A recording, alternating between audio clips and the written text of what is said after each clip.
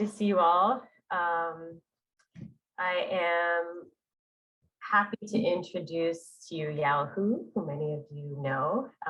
Some of his educational background is he has a bachelor's in civil engineering from Zhang University of Science and Technology in China. Then he went on to get his master's at Hamburg University of Technology in Germany. And then he came to the US to the University of Illinois at Urbana-Champaign for his PhD in civil and environmental engineering. And then he did 2 postdocs at the University of Michigan and the National Center for Supercomputing Applications. And then came to us here at UD and started in the beginning of 2020. So just as COVID hit. But we're really glad to have Yao here. He's doing some very interesting work coupling natural and human systems. And we're excited for one, to hear what you've been working on, Yao, and also for the potential to work with you. So I will give you the floor. I'm looking forward to hearing your talk. Thank you, Holly, for this nice introduction. Yeah, I was talking to Amy. So I was supposed to give the talk earlier because of the COVID. And so I only had a chance to talk about this work right now. Thank you everyone for actually joining the presentation. And let me share my slides with you first. Yeah, welcome everyone. I'm very excited to be here to talk about our recent work on the use of behavioral experiments to inform the design of agent-based model for the best management practice adoption. And as Holly introduced, I'm Yao Hu. I'm a faculty member from the Department of Geography and Spatial Sciences. I also have a split appointment with civil and environmental engineering here. Let's first actually introduce our great team. So here we have, several, on the top, we have several scholars who are applied economists, Ken, Leah, and Lucy. And we also have Holly, and she's a geologist, hydrogeologist. My student Siamak and we work together with them on this very interesting project, which I will introduce later. So under the EBSCO Delaware Project WiCCED program funded by the National Science Foundation. Let's start talking about the project. In a normal day, when we get up, we decide to take a shower. And then the shower water is drained into the sewer system and then get discharged into the nearby water bodies after the treatment. And then the water actually systems, like the lakes or rivers, they also, are our drinking sources, right? We take water from them and purify them and then deliver to the household. So when we, finish taking a shower, then we turn on the tap, we get the drinking water. So this whole processes complete the interactions between the human system, between the human and the water systems. Here's another example, okay, about groundwater pumping. Okay, at the normal pumping rate, we extract groundwater from the aquifer. And however, if we overpump, what will happen? We see the sharp declining of groundwater. And because of the decline of groundwater, stream water start recharging groundwater, leading to the dry out of stream, which will impact the aquatic species in the stream as well as the ecosystems. Okay, but these are not only negative impacts due to these behaviors. We also see how they affect the human side. For example, this pumping well goes dry. People or farmers cannot use the well anymore, which costs them a lot of money to install and install a new well. Okay, so because of these interactions between human and water systems, we see the negative impacts on both sides. traditionally, when we study how actually study the water systems, we either ignore the impact from the human side on the water system, or we treat the human input to the water system as external forcing. And this can actually lead several bad consequences. For example, from the modeling perspective, it often leads to the poor, unrealistic predictions of water systems over a long run. Okay, and from the policy making perspective, the expected impacts or benefits of these policies can be impaired because these policies do not consider the heterogeneity of human factors. For example, if we apply the same tax or water permits, for all the users in a watershed uniformly without considering their behaviors, water use behaviors, often these policies are not feasible, or their expected impacts can be undercut. For these reasons, we need to consider the two-way interactions between human and water systems as an integrated system. We call this kind of integrated system the coupled human and water systems. So to model such coupled systems, for the water side, okay, we have developed physics-based water models to model the water systems. And for the human side, we also have a set of tools, modeling tools, to model human decision-making. And today I want to introduce you one of the modeling tools for this project, the agent-based modeling. So first, what is agent-based modeling? This type of modeling techniques consist of agents. These agents, they are autonomous, interdependent, adaptive decision-making entities. So these entities, they can be, active agents like humans. They can also be passive agents like institutions.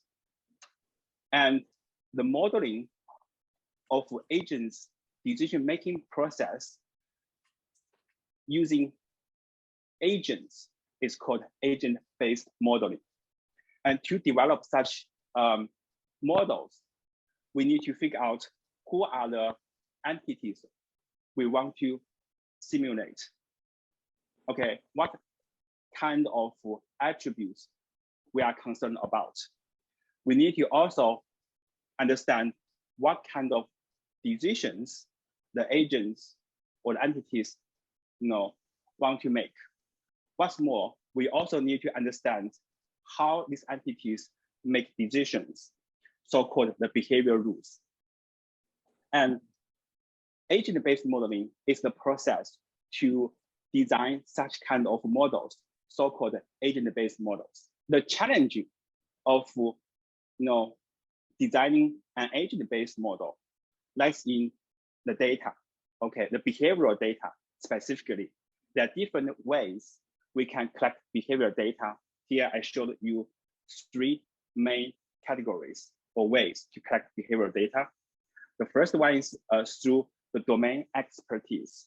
We often rely on this kind of methods, okay, when we have no insights into the system. For example, when we actually go to see a doctor, we rely on the doctor's expertise for the diagnosis. And the second way, which is about survey and behavioral experiments. And social scientists, applied economists, they use these approaches to collect the behavioral data. And the last approach, sometimes cost is very expensive to collect behavioral data. And the experiment can also take a very long time. And instead of relying on, the first two approaches.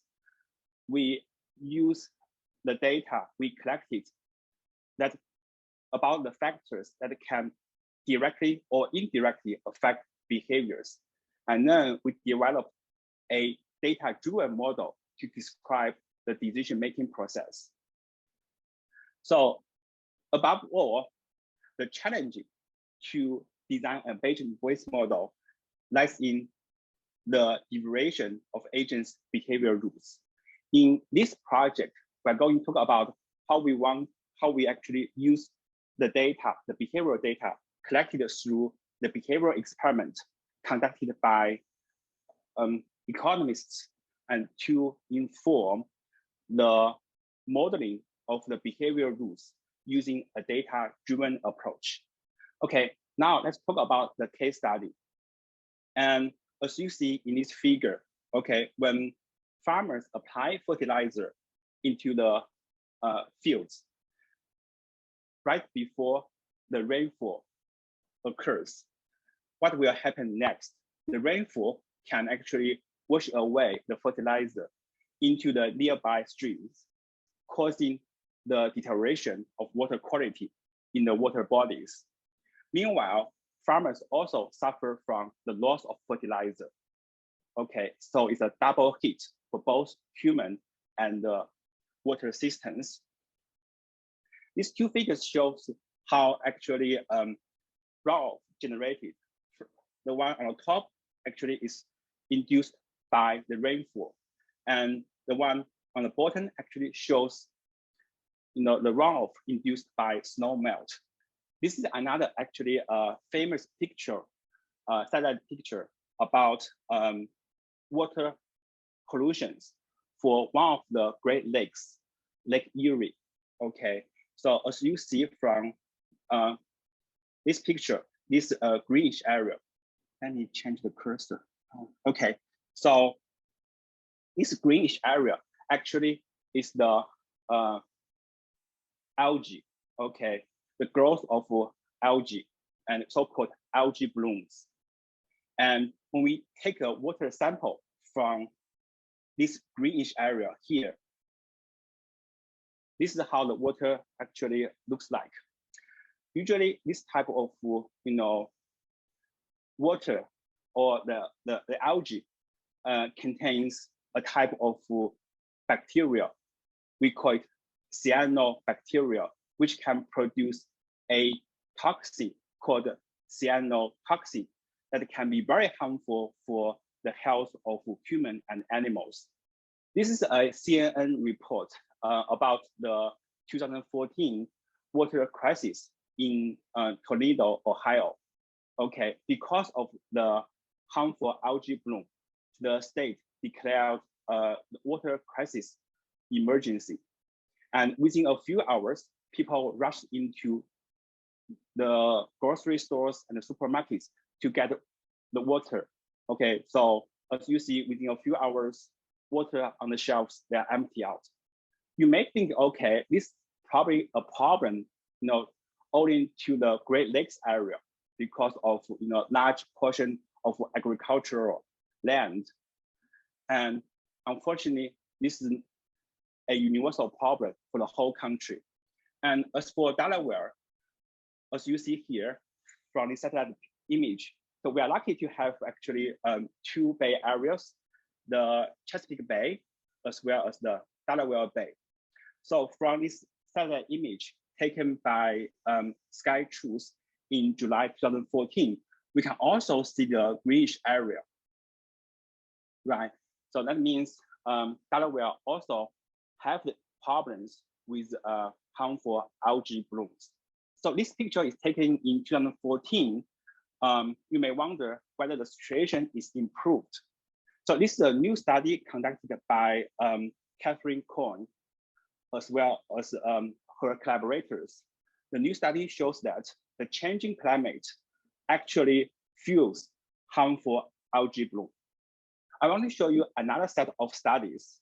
And so this study is conducted 15 years ago by EPA. Okay, although it's a 15 years ago data assessment, but still very, the information is still very valuable.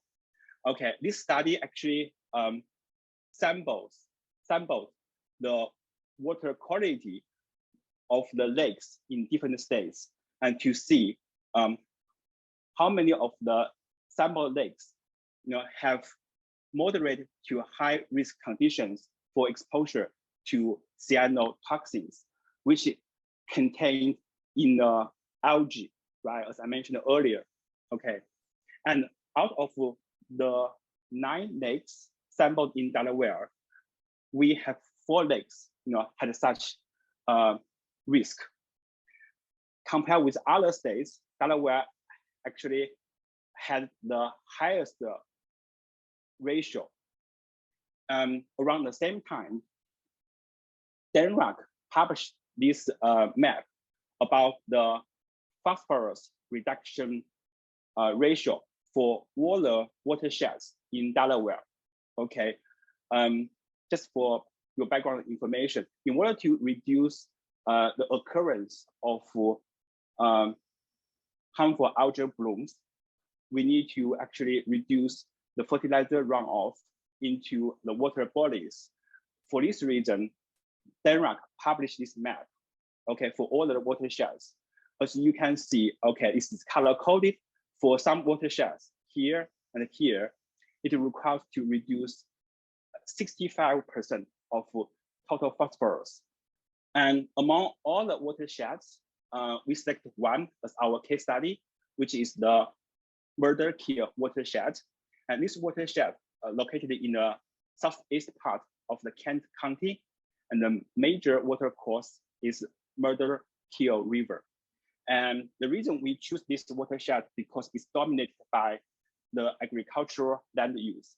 And the image on your right-hand side is actually shows the crop area, okay, denoted by the yellow polygons here.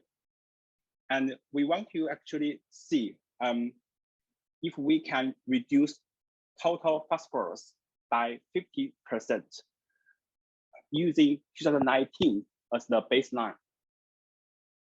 So how can we actually reduce the TP discharge to the nearby water bodies? We can apply the best management practices. Here, I gave you the definition of the best management practices, which are the effective and the practical means to prevent or reduce non-point source pollution to help achieve the goals of water quality.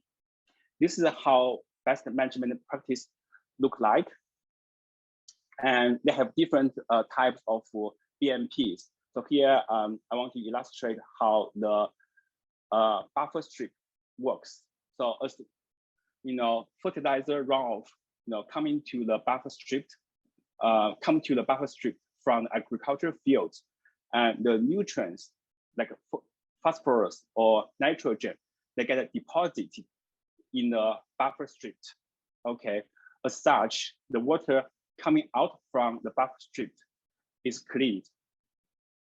Okay, and in such way, it helps actually reduce the total phosphorus discharge to the water bodies. So what we did is we use this site as our study site. We assume that if all the farmers in this area, they apply the buffer strip, okay, what will happen? And this is what we find out. Okay, it can help reduce 29% of phosphorus discharge to the water bodies. However, our goal here is to reduce 50% of phosphorus. The goal cannot be met by only using the BMP. Because of this, we want to introduce a new crop. Okay, this new crop have following features. First, it requires less fertilizer.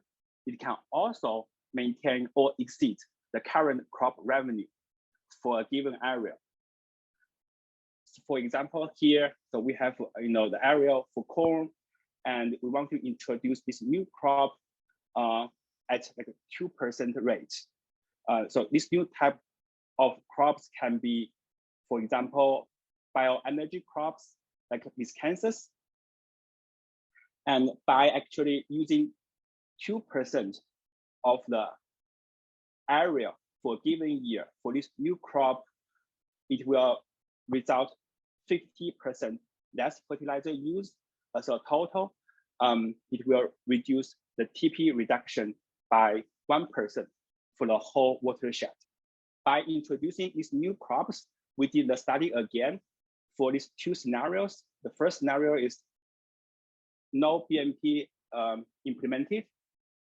We can see actually after 69 years, we are able to reach the 50% TP reduction target. And if we apply full BMP at year 1, it requires 35 years to reach the target. However, this is the ideal case, right, for the full BMP scenario, because we assume that all the farmers, they adopt BMP at the beginning of year 1. And that's result in 35 years to reach the target. And because this is the ideal case, in reality, what we want to do is we want to use different incentives to encourage farmers to adopt BMP as earlier as possible so that they can reach the target as earlier as possible. Okay. There are different incentives we want to use here. So we want to actually test how actually ambient policies, for example, tax or subsidies, affect the BMP adoption. We also want to evaluate how information knowledge can affect BMP adoption. So information knowledge here means, for example, we can tell actually the farmer how their neighbors are doing in terms of BMP adoption. Hopefully, by giving such information, farmers will take actions to adopt BMP. So for this case study, we want to see how these ambient policies as well as information knowledge affect BMP adoption, given the case that we will introduce the 2% new crops every year. And to study this question, we want to model the BMP adoption. Okay, this decision-making processes.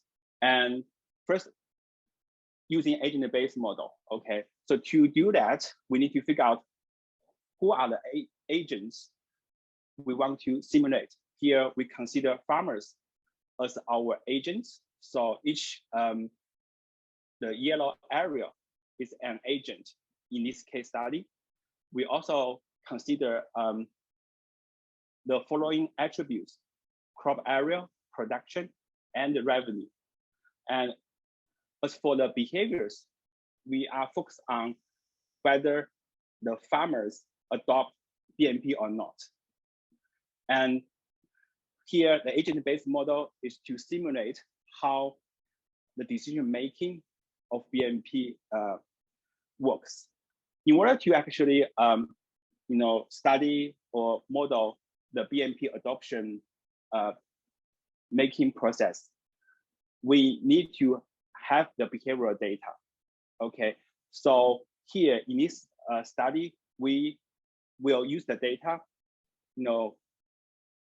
from the experiment conducted by this paper. And so these these authors, they conducted the experiment without the context of our case study. Although their case study have a lot of similarity as ours.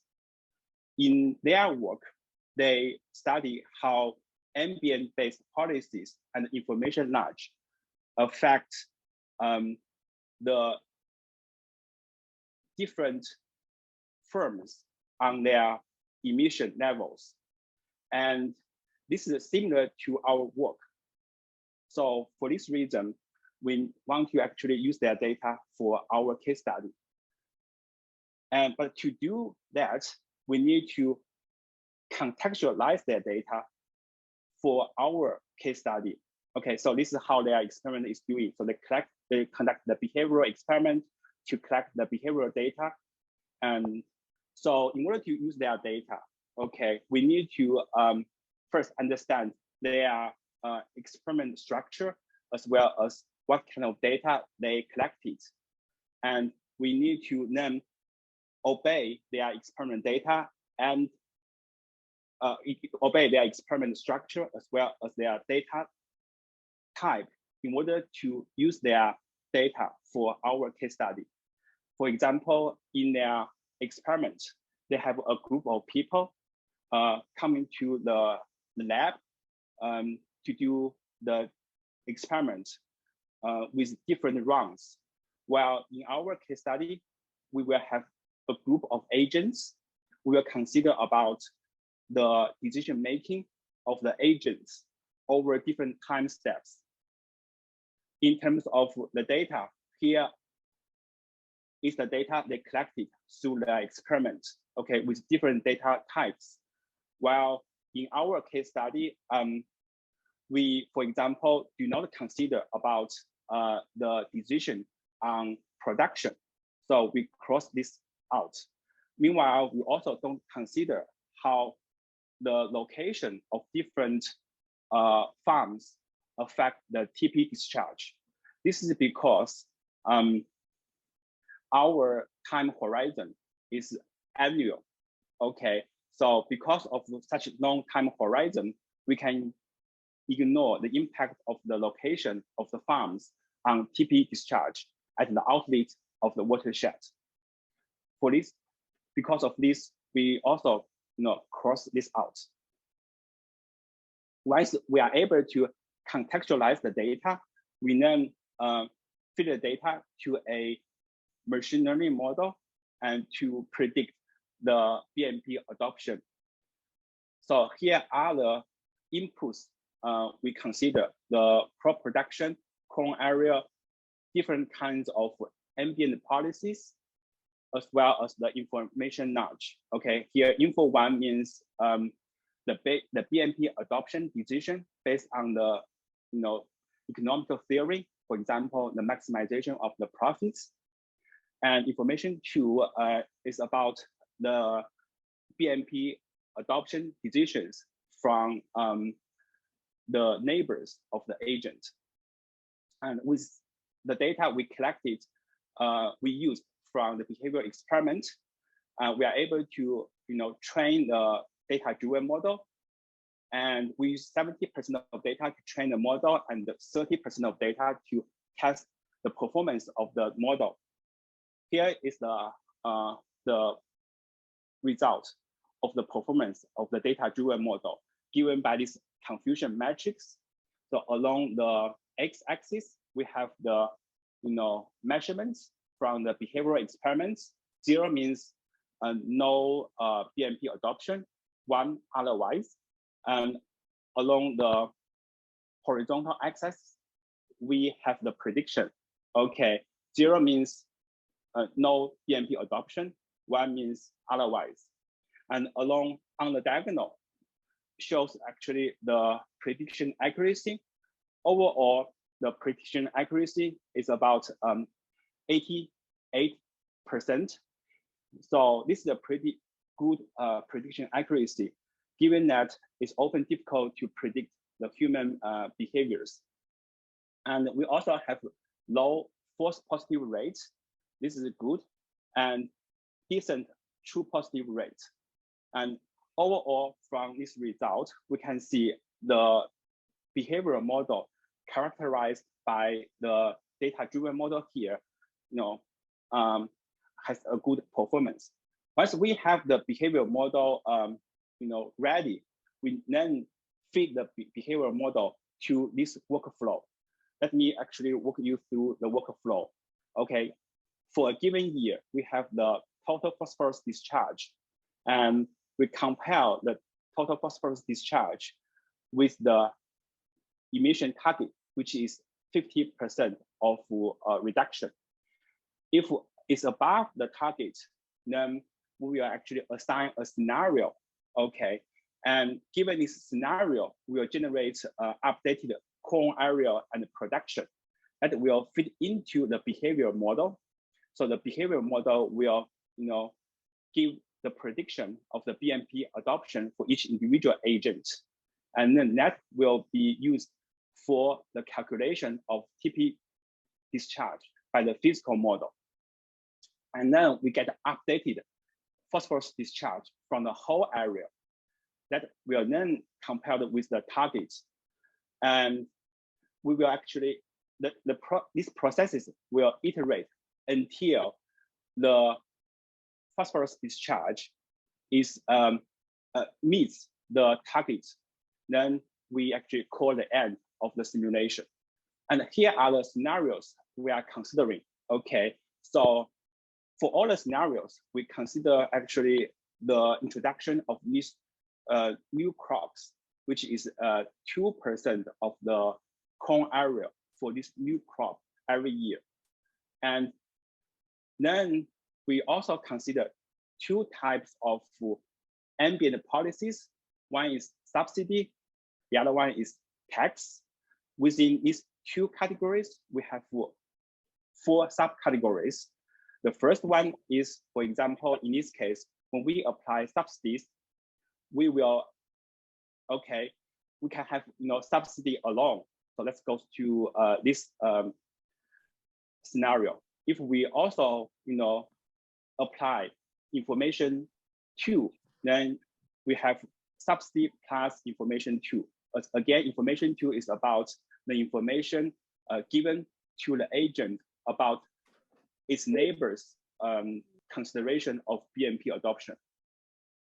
And then we have information 1, which is the theoretical calculation on BMP adoption, okay, for this agent. So we now have subsidy and information 1. And we also consider both of them, okay, given the subsidy, which actually comes to the 4th scenario. Same thing for tax. Okay, we also have these 4 scenarios to consider. As a total, we have 8 scenarios. And given these 8 different scenarios, plus 2 scenarios we talked about earlier, we have some results to show. Okay, so here on the x-axis is the different scenarios. So here are the 8 scenarios we were talking about. So 1, 2, 3, 4, 5, 6, 7, 8. And then we also have the no BMP scenario, which means no farmers will adopt BMP. And we also have full BMP scenario, which is the case that all farmers will adopt BMP at the beginning of the simulation. And y-axis shows how many years it will take to reach the TP reduction target. Okay, and here we can see that for the non-BMP scenario, it takes the longest time to reach the target, which is 69 years. It offers the lower bound. On the other hand, if farmers all take BMP at the beginning of the year, it actually takes the shortest time to reach the target, which is 35 years. And that's the upper bound. And for all these 8 scenarios, we see different years to reach the target. In general, what we can see is for the tax scenarios, okay, for them, they take the shorter years to reach the target, while compared with the scenarios with the subsidies.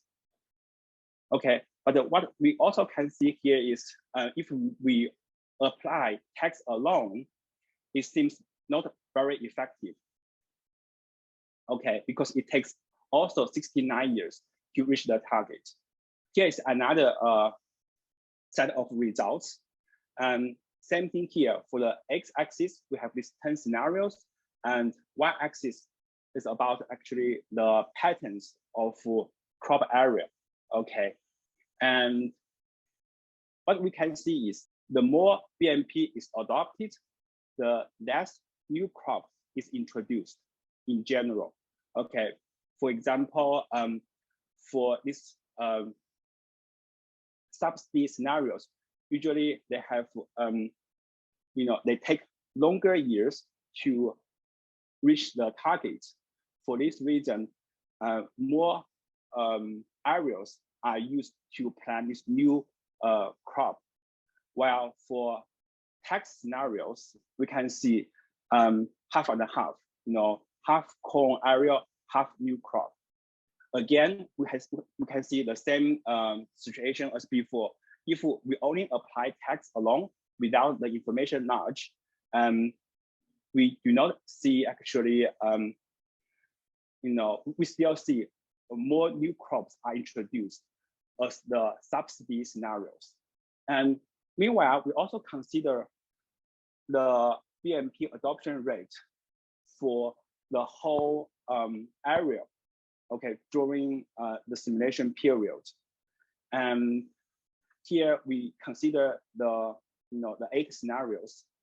And usually for the subsidy scenarios here, okay, and we often see no BMP adoption rate.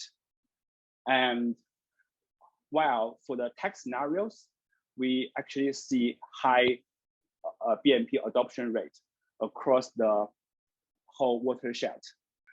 One thing I also need to mention here is we see the fluctuation of the BMP adoption across the years.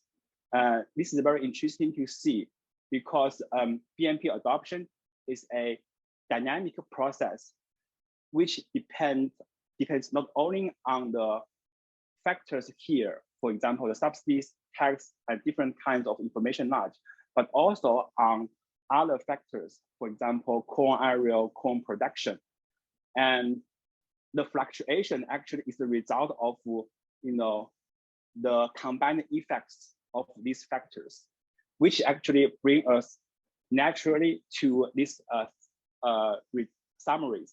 Okay, the first one we can see from these results that the agent-based modeling allows us to study the impact of the heterogeneity of the individual agents on the overall BMP adoption rates for the whole watershed. Okay, so with the agent-based model plus the physics-based model to calculate the phosphorus discharge, we are able to see the dynamic process of BMP adoption. And we also see that compared with tax subsidies, tax seems more effective to incentivize farmers to adopt BMP, but only when tax is used together with the information knowledge. And this is all about the project we have for today. And at the end, I also want to talk about the things our lab is focused on. So we are doing agent-based models for sustainable water resources management. But I'm in general interested in ideas or projects that involve human and physical systems. So if you want to chat about these ideas and projects, feel free to reach out to me. And thank you so much for your attention. Now I'm open to your questions. Thanks so much, Yao. We have questions. You can either put them in the chat or raise your hand in Zoom or just start talking. Yeah, I have a question. This is John. Hi, John. Hi, John. I am just curious on this fact, but is there a way to include as one of your factors, your independent variables, the revenue of the crop? I keep thinking when you're going out 30, 50 years, if the value of a corn crop might change either because of climate change or other kinds of factors in different parts of the country, and it changes the revenue, would that change the behavior of the farmers to adopt the BMPs? Yes, that's a very good question. And this is something we are actually also thinking about. This is because, as you mentioned, the crop revenue can change because of the change of crop yield as well as the crop prices, right? Right now, we do consider the change of crop production because of the crop area. And in the future, I mean, that will be the future work is to include the impact of the climate change on crop production. Then with the change of crop price, we can actually project the change of crop revenue and then fit into the behavioral model to see how that can affect the BMP adoption over a long time period. Great, thanks, yeah. Thank you, John. Hi, this is Badri. Can you hear me? Hi. Yes. Yes. Yeah. Okay, yeah, my question is, can we have like a more than one layer of agents, like you have farmers as agents? Can we add one more layer of agents like a policymakers or like, for example, Department of Agriculture and that? Yeah, that's a very good question. The answer is yes. So as I mentioned at the beginning, when we design the agents, we can have this active agents like farmers. They actually make active decisions on BMP adoption. You can also have the passive agents like the institutions. What you mentioned, the maybe the government or the relevant agencies. And to add on that, do those agents can interact each other? Like, for example, we have farmers from Delaware. So while they are making the decisions about like adoption of best management practices or not, is there any way like we can make an interaction between those farmers anyway? Like, yeah. That's also a very good question, actually, to include the interactions into the agent-based modeling. There are different ways to include these interactions.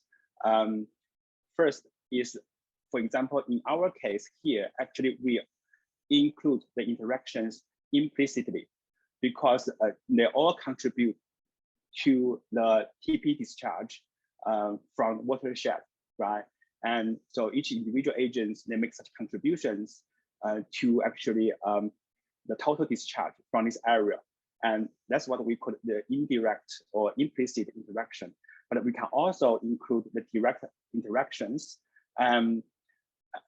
For example, here we consider about the information large.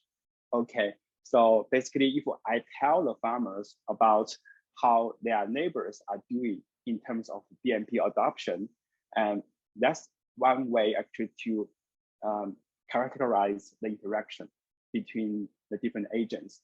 And when we have more data about the interaction, then we can include them actually into the agent-based model. And to me, actually, yeah, if we can have more data and as the project progresses, we will actually include them into the agent-based model. Hi, cool. Yeah. Leah. Yeah, sorry, I'm trying to get my screen to go over there so I can actually look at the right place, camera positioning. Yeah, so this is really cool. And, you and I have had a lot of other conversations about the project. I'm wondering, what are the biggest takeaways so far about how we should think doing this type of interdisciplinary collaborative work when we start from the beginning together? So you mentioned you're using data from an experiment that was already conducted, and admittedly, we did not design that experiment to parameterize an agent-based model. And so we're running into a variety of challenges that way. Do you have any broader takeaways about how we can think about designing experiments that make them more amenable to modeling later? Yeah, this is a very good question. I think to conduct such interdisciplinary research, it requires actually experts from different domains to work together at the beginning. Okay, the earlier we can exchange information ideas, the better actually outcome we will have. So definitely, I think you have a great suggestion. We should actually, for example, if we start a different project, we need to come together to brainstorm the ideas. How, for example, the behavioral experiments can be designed for the agent-based modeling, and vice versa, how actually the information we can retrieve from the agent-based modeling will be, how improve the behavioral experiments. I think this is a very, it's an iterative processes require the inputs from, each side of the project. And yeah. Oh, go ahead. Thank you. Any suggestions do you have or insights? Yeah, I don't know if I have, so I totally agree with everything you just said. I don't know if I have big insights beyond that. I guess each case by case model is different and would require different things from the experiment. At one stage, I was thinking maybe we need to think more about doing dynamics in the experiment in terms of multi-round decision making, but it seems like maybe that's not necessary, and perhaps that's part of the appeal of using something like an agent-based model, in that we can look at more static decisions in response to different information or external stimuli, and then use the agent-based model to think about how that change in the dynamic sense over a number of time steps, which could represent years like you have here.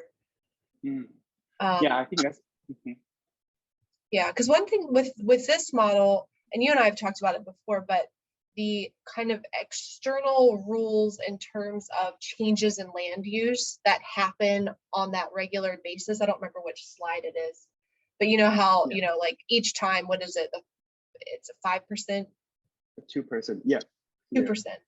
Yeah, so because we didn't have anything like that, I'm just trying to think about how that drives behavior, and if that takes over the behavioral piece of the model, right? So the behavioral piece is driven by the experimental data, but then you have this other piece in there, which is just kind of a rule, right? That the crop changes by 2% each year.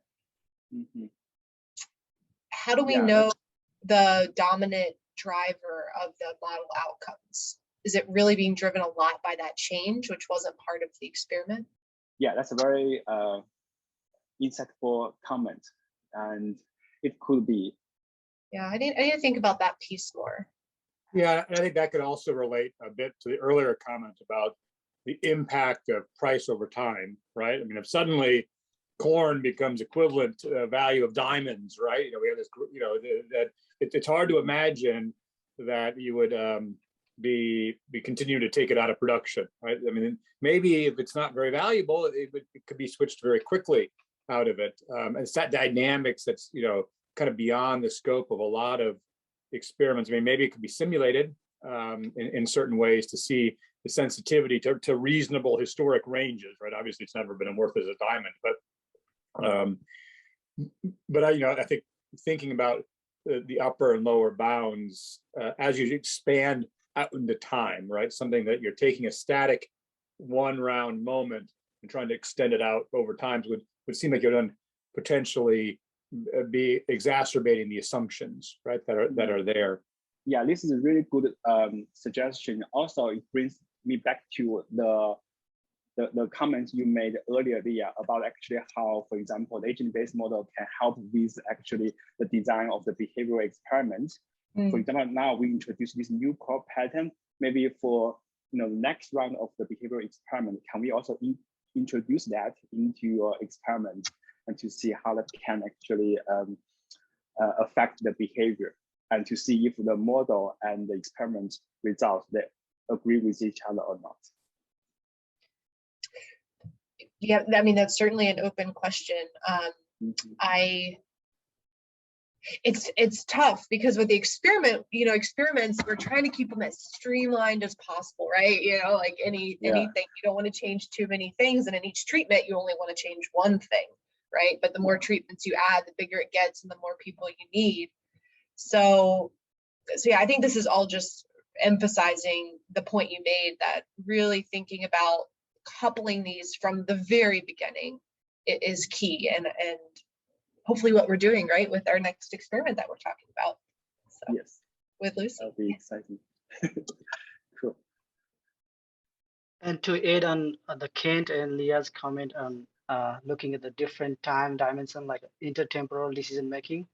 So when you're making like the modeling 70% training plus 30% testing for the same time horizon, can you do like a training for one time period and testing for another time period, like for the farmer's decision making? Yes, that can be done, exactly. But here, the issue is what we did is because for the original behavioral experiment, time was not a component. So they have different groups of subjects doing the experiment.